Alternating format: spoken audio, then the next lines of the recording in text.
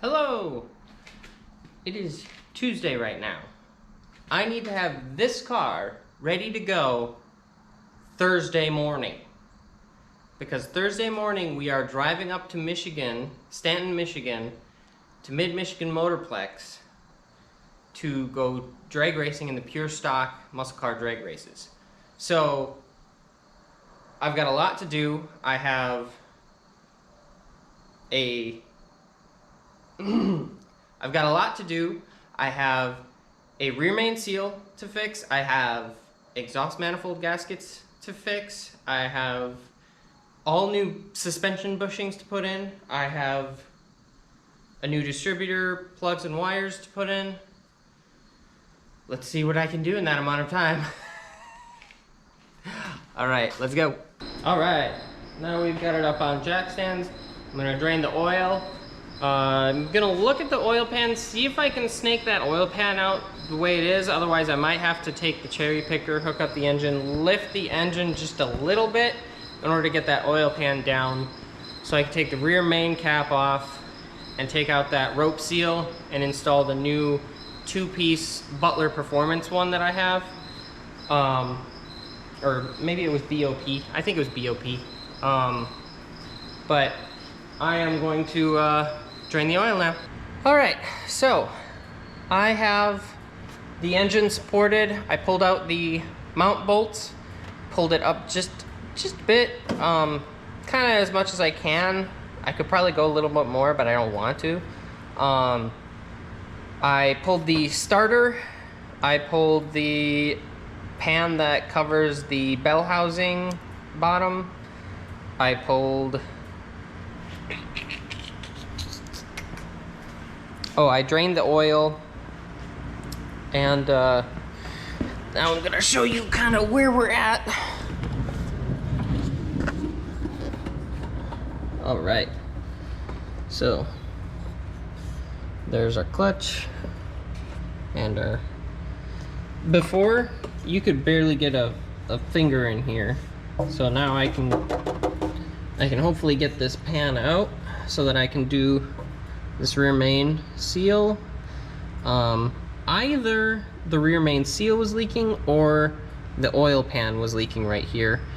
But either way, something was leaking all over the place, so we'll get this all cleaned up, because yeah, it's all oily under here.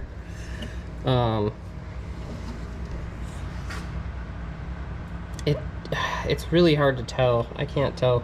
In there, it's all oily, so I don't know if that's my input shaft of my transmission that's leaking then or what, but yeah, we got that. And then I think while it's up, I can get to the manifold bolts a lot easier from down here. I think specifically this side. I don't know. It's oh no, from up top on the driver's side, it's a lot easier to get to those bolts if you raise the engine up, because you have the steering shaft right there. But yeah, I am going to I'm gonna drop that oil pan, and then I'll be back. Okay, so a bit has happened. I tried lifting up the motor with the transmission attached. It doesn't go up enough for me to pull the oil pan out from between the engine and the cross member.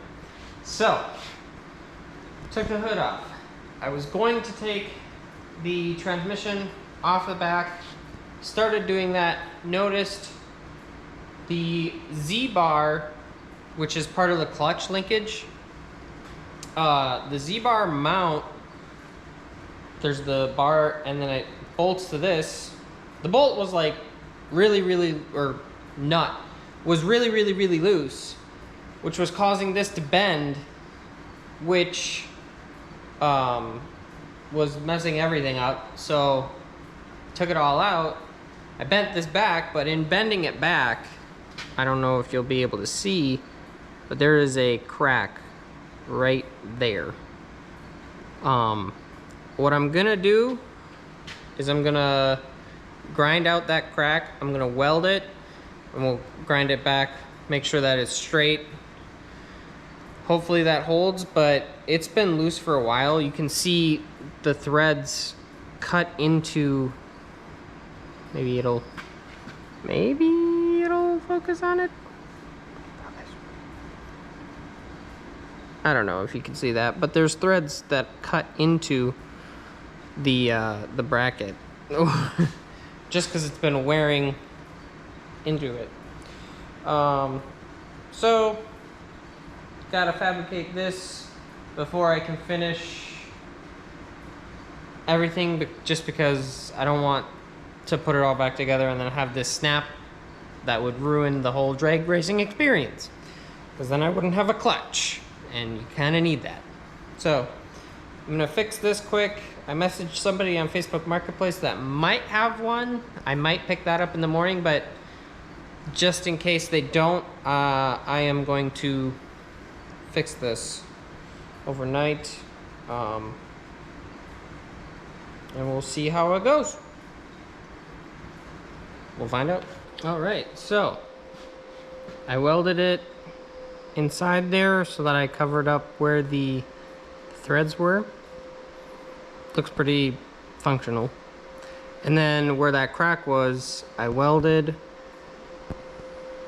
and then ground it down. Honestly, looks pretty good to me. I'm going to wait for this to cool because it's still pretty warm. And then I'll give her a quick spray paint with some black paint that I just have laying around, and then we'll get to installing it. And then we'll move on to the next thing, which is hopefully separate transmission, lift engine up, and do the thing that I wanted to do this morning. Because right now it is 10:40. I had to go out and buy a transmission jack because I didn't have a transmission jack. And then I had to, well, first I told you I tried doing it without separating, and then that didn't work out, so I had to put it back down. So yeah, we'll get there eventually. Someday. Hopefully tomorrow.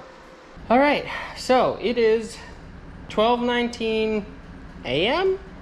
It's past midnight on, well, I guess today would technically be Thursday. So I didn't get to film a whole lot because it was crunch time and did a whole lot of stuff. Basically what we did was we took the transmission off, jacked the engine up as much as we could while still leaving as much as we could connected, got the oil pan off, looked at the rear main seal.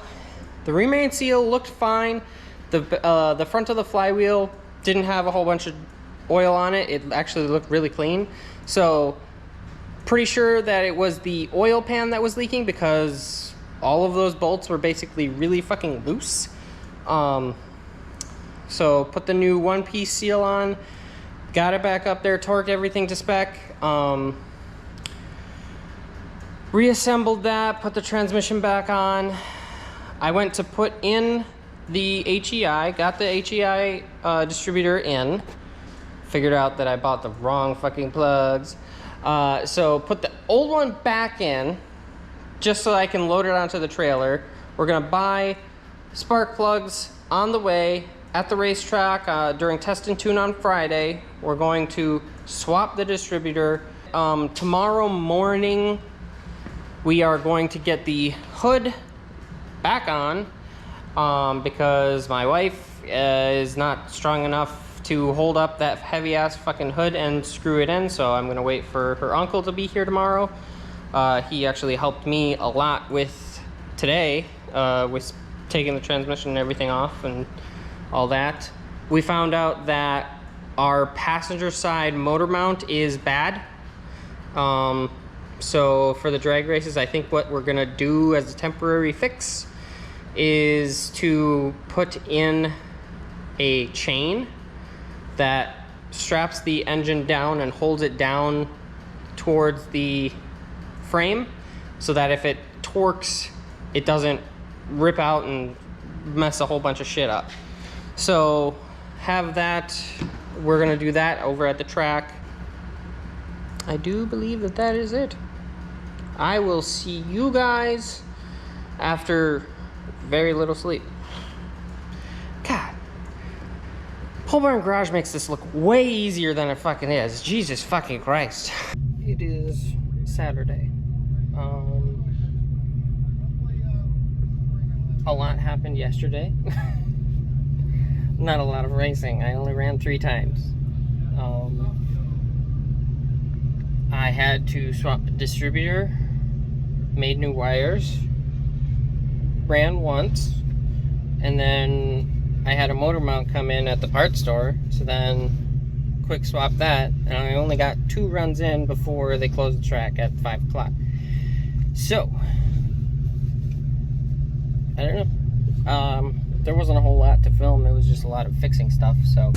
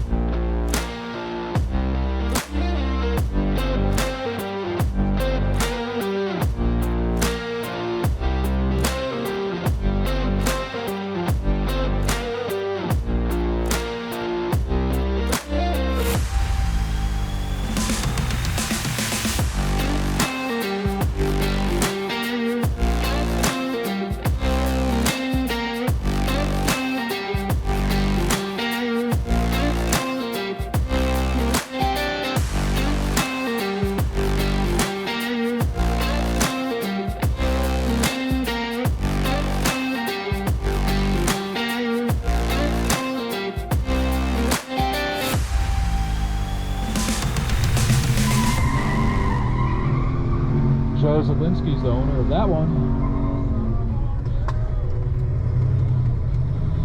1480 at 97 miles per hour versus the Chevelle 1478 at 90 miles per hour. Sharon Myers got this 1965 Malibu Super Sport with the L79 engine. That's a 325 350 going against Chris Jones and his Torino Cobra. I believe this is a Super Cobra jet. It's got 390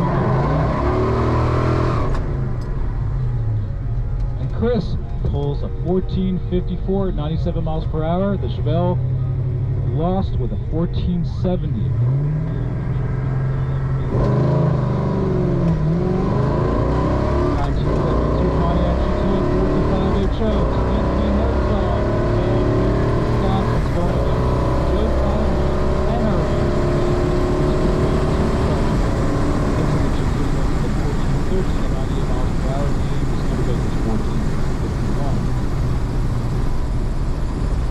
Two 1965 Skylark Grand Sports. We have a convertible in the left lane and a post coupe on the right.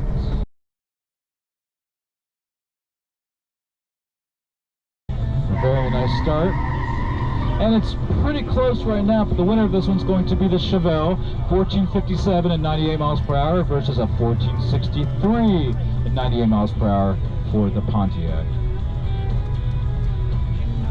Sharon Marr is driving the 65 Chevelle Malibu Super Sport with an L79 engine, 350 horse 327, going against this 375 horse 429 Super Cobra jet Cobra driven by Chris Jones. He red lights the 050. Let's see the Cobra turns 1420, 1462. The winning Chevelle 1506 at 91 miles per hour.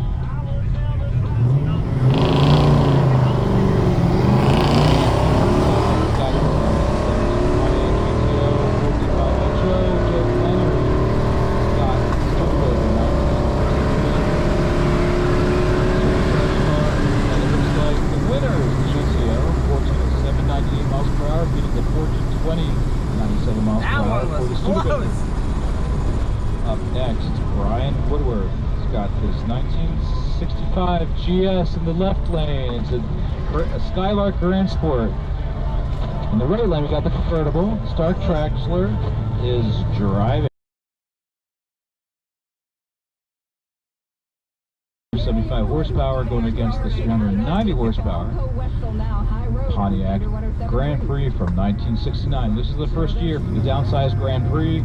You kind of set the tone. So it was the template for pretty much every personal luxury car that followed in the 70s, like the Cordoba, the Monte Carlo,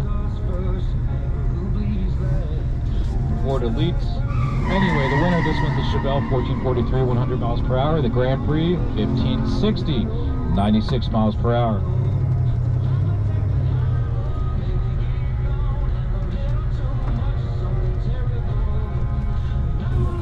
Chris Jones in the left lane with the Torino Cobra with the Super Cobra Jet 429, 375 horsepower, automatic, 351 rear. Sharon Maher, Michigan's got this Super Sport Malibu L79 powered. They made several thousand of them. They're not very easy to find, and they're very noticeable for a small block. 1484 for the win for the Torino Cobra. 1588, 75 miles per hour for the Malibu Super Sport. Up next, 1972 Pontiac GTO 455 HO. I think they made about 500-600 of these.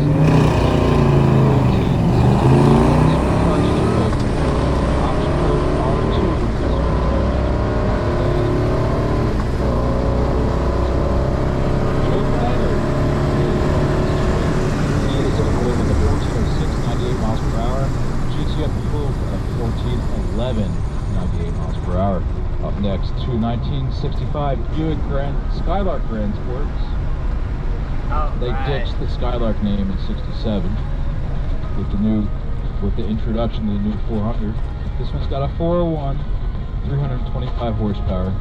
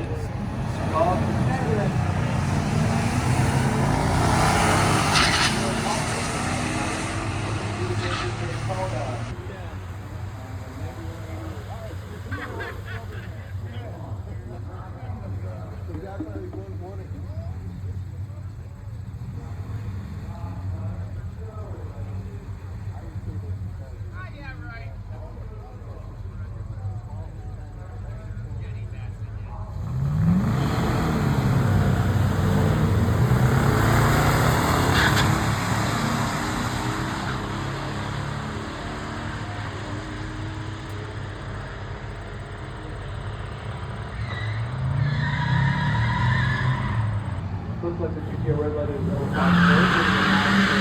which pulls GTO 1525 at 89 miles per hour. Up next, the Studebaker Daytona with a 289, 225 horse 4-speed car going against this Ram Air 3 Pontiac GTO. 391 gears. That's a good gear for the Ram Air 3. Most of the ones you see are 355 or 323. Red light.